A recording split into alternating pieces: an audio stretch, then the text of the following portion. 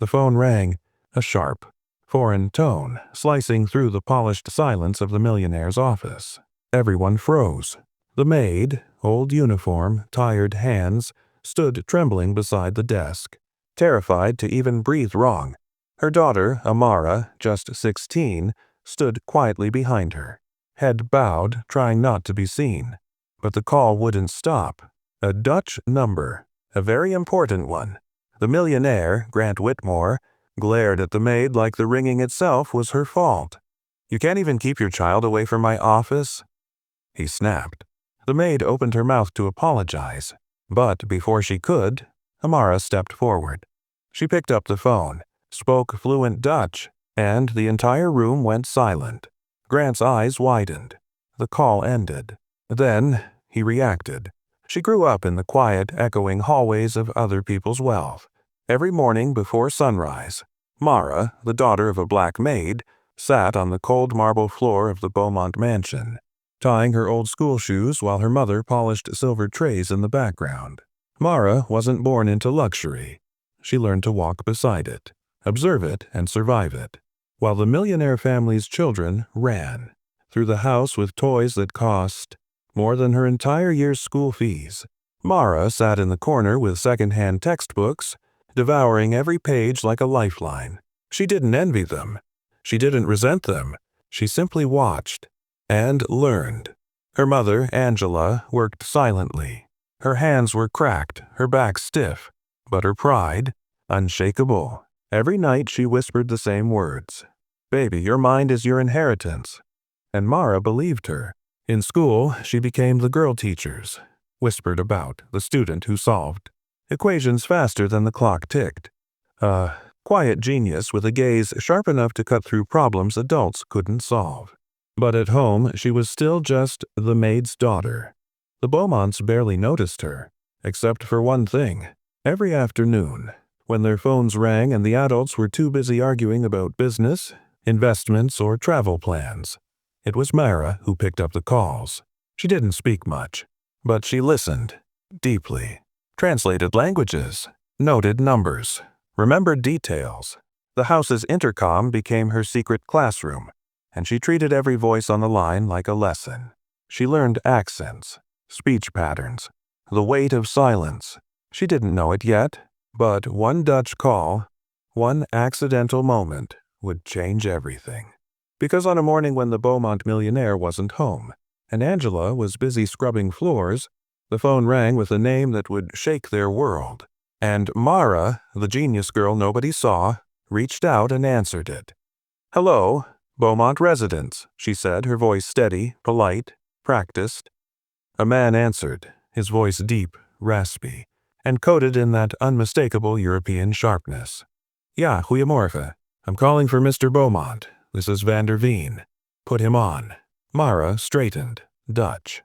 She had studied the basics online, out of boredom, out of curiosity, out of wanting to understand a world that didn't belong to her. But the name Van der Veen sparked something. She'd heard it before, last week when Mr. Beaumont shouted on the phone about a delayed contract, something about a deal worth millions. Mara's heart thudded. This wasn't a normal call. "I'm sorry," she replied softly. "Mr. Beaumont is not home right now." The man grumbled something in Dutch, annoyance, maybe panic. Then he said something fast, too fast. Most adults would have apologized, waited, or hung up, but not Mara. She closed her eyes and repeated what she heard in Dutch, slowly, perfectly, not as a mimic, but with comprehension. It stopped him cold. There was silence. Then a change in his tone, respect, curiosity, confusion. "You speak Dutch?" he asked. "Only a little," she said humbly. "Enough to understand what you just said." "What is your name?" "Mara, sir." "And your position? Are you the assistant?" The word assistant made something warm move in her chest. But before she could answer, Angela entered the hallway and froze, watching her daughter speak to a millionaire contact like she belonged there. "I'm just helping," Mara replied. But the man on the other end wasn't listening to titles anymore. He was focused on her mind. "Tell me, Mara," he said, "since Mr. Beaumont is not there, what would you do with this situation?" She blinked. Sir, I'm only a student. Yes, but you understood Dutch. You understood urgency. You listened. His voice lowered. So tell me. Mara exhaled gently. She had heard Mr. Beaumont rant about the Van der Veen deal for days. She knew the numbers, the deadlines, the tension in the house whenever business was mentioned. So she spoke, carefully, logically, boldly, but with a child's softness. She laid out what she believed Mr. Beaumont should do. No business jargon, just human reasoning. And somehow, it made sense. When she finished, the Dutchman chuckled. Not mockingly, but in genuine, stunned admiration. Mara, your advice might save him millions. Angela covered her mouth, tears forming. This was her daughter, the one she always believed in, proving herself to the world without permission or fear. Would you mind, the man continued, taking a message for him? A very important one. Of course. She wrote down every word with neat precision. Dates, numbers, terms, deadlines. When the call ended, Angela rushed to her, grabbing her shoulders. Mara, you have to stop doing this. If they find out… But Mara looked at her mother with quiet confidence. Mama, I didn't do anything wrong. I helped. Yet in Angela's eyes, the world wasn't so kind. She had lived long enough to know that when a black Maid's daughter stepped out of the world assigned to her, people noticed, and not always kindly. But the world noticed Mara sooner than they expected. At 11:02 a.m., the mansion's front doors slammed open. Mr. Beaumont rushed inside, face flushed, tie crooked, briefcase swinging wildly. "Where is she?" he barked. Angela stepped in front of Mara instantly. "Sir, what happened?" He held up the message paper Mara had written. "Who took this call?" "Who wrote this?" Angela swallowed. "Sir, it was my daughter." He stared at Mara, really stared at her, for the first time in his life, and in that frozen second before he spoke, Mara felt the entire world shift. Not against her, but toward her, because the message she delivered wasn't just accurate. It had saved him. The rising storm had begun, and neither of them had any idea how big it was about to get. Mr. Beaumont didn't speak at first. He stared at Mara like she was a walking contradiction. A maid's daughter holding information that could rewrite his empire. His face twitched with something between disbelief and anger, and the hallway seemed to shrink around him. Angela moved protectively in front of her child. "Sir, she only answered because no one else was here." But Mr. Beaumont didn't even hear her. He stepped forward slowly, eyes locked on the paper in his hand, the message Mara had written. His voice came out sharp. "You, say it again." Mara swallowed. "Say, what again, sir?" "What Van der Veen told you," he demanded. "Every word." She inhaled, then repeated the Dutch sentences calmly, with perfect pronunciation, her tone respectful but steady. He blinked hard, stunned.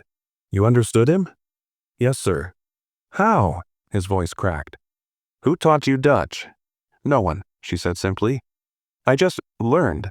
Angela trembled behind her. She'd spent a lifetime being invisible.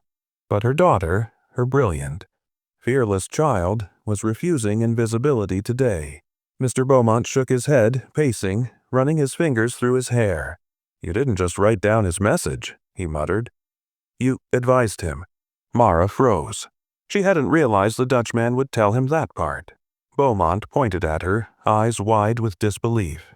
"Van der Veen said your advice saved the deal." Angela gasped. Mara lowered her eyes. "I didn't mean to interfere." "Interfere?" he barked. "Girl, do you know what you did?" Silence crashed into the hallway. He walked to her slowly, voice dropping. "That contract was falling apart. My team couldn't fix it. My advisors couldn't fix it. The best negotiators in this city couldn't fix it." He lifted the paper like it was a sacred text. "And you, a 14-year-old girl, solved it in a 5-minute call." Angela grabbed the table for support.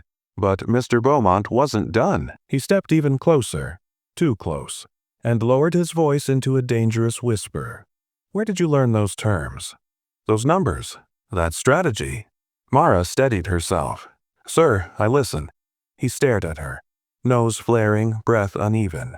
Then a realization hit him like a slap. All those years, you were listening. She nodded. All those conversations I had with investors, yes. All the negotiations, the deals, the deadlines, yes. His voice trembled.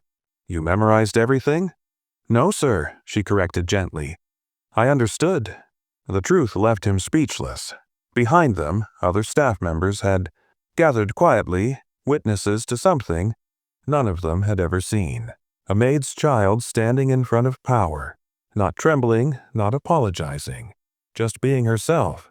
Beaumont stumbled back a step as if the weight of it all was too much. He pressed both hands to his forehead. My God, I didn't even see it. Your mind, he lowered his hands, staring at her with a dawning respect that almost softened him. Almost. But then, he glanced at Angela. What have you been teaching her?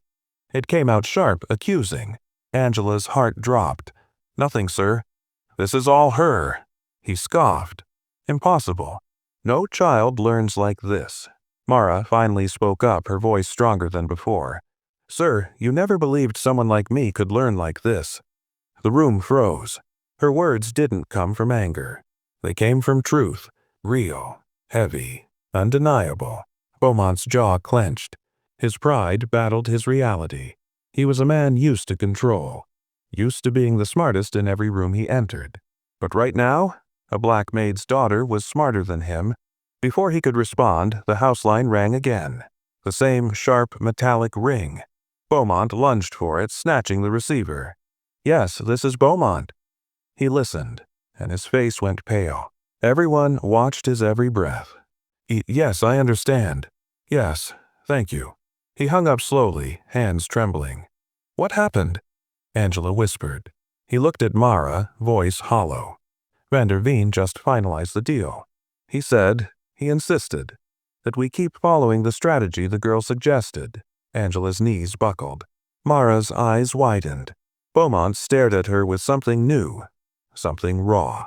Respect, fear, and a reluctant, painful admiration. Then he said the words no one expected. Mara, you just saved a multi-million-dollar contract. Gasps spread through the staff. Beaumont exhaled sharply, overwhelmed. Not one person on my payroll could do what you did today. Then he stepped back, straightened, and finally admitted the truth. Not just to her, but to himself. You're a genius. And the mansion, a place built on silence, power, and separation, felt the shift. Everything changed. And everyone knew this was the moment the world would no longer be able to ignore Mara. The hallway was still vibrating with shock when Mr. Beaumont finally turned away. He wasn't the same man he'd been 10 minutes earlier. His arrogance had cracked, peeled open, replaced by something heavier, something that looked almost like regret. Angela held Mara's hand, squeezing lightly. It took every ounce of strength for a mother who had spent her entire life thinking small, to suddenly realize she had raised someone meant for something impossibly big. Beaumont cleared his throat, but his voice came out rough, unsteady. Come with me, both of you. Normally, when a man like him issued an order, it created fear. This time, it created silence. The kind of silence where everyone looked at Mara like she was stepping into destiny. They followed him through the long corridor, past gold-framed paintings and polished marble floors that had always reminded Angela of everything she didn't have. But today, those same floors carried her daughter like they were clearing the path for her. Beaumont pushed open the door to his private office, a room most employees never even saw. The ceiling stretched high, bookshelves lined with finance journals, and in the center stood a desk that had signed deals powerful enough to change cities. He sat down slowly. Then he looked at Mara, truly looked at her. You said you understood. He inhaled. I didn't realize just how much. He leaned back, fingers tapping the desk, a gesture he used when facing rivals, losses, or billion-dollar decisions. But today he wasn't facing any of those. He was facing the truth. Mara, tell me something. His voice softened. Do you want to keep cleaning houses? Or do you want something more? Angela stiffened. Mara blinked. And for the first time, the girl who remembered every conversation, Every number, every whisper of strategy, allowed herself to dream. "I want more, sir." Her voice was steady. It didn't tremble. It didn't hide. Beaumont nodded once. The kind of nod powerful men give when they've made a choice that will shape futures. "Then I'm going to do something for you. Something I should have done long ago." He opened a drawer and removed a thick embossed envelope. He slid it across the table. Mara hesitated, then picked it up, her fingers tracing the gold lettering. It wasn't money. It wasn't a contract. It was something far bigger, a scholarship, to the most prestigious international business academy in the state. Fully funded. 4 years. Housing, books, mentorship, everything. Angela covered her mouth with both hands as tears streamed silently. But Beaumont wasn't finished. "I'm also assigning you a personal mentor," he continued. "Someone who can help you grow that mind of yours. Someone who will prepare you for a future beyond anything your mother or I ever imagined." Angela's voice cracked. "Sir, why would you do this?" He swallowed. "Because I was wrong." The words shocked everyone. "Because I judged your daughter by where she came from, not by who she is.